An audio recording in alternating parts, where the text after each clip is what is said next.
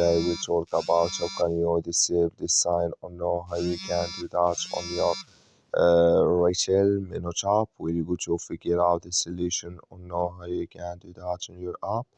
So you just follow these ways, then it's going to work with you.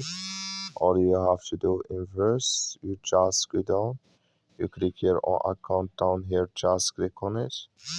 You come to next step here, it's going to show for you like this here. Then you click here on settings, you just click on it. So then you come to next step here, it's going to show for you like this.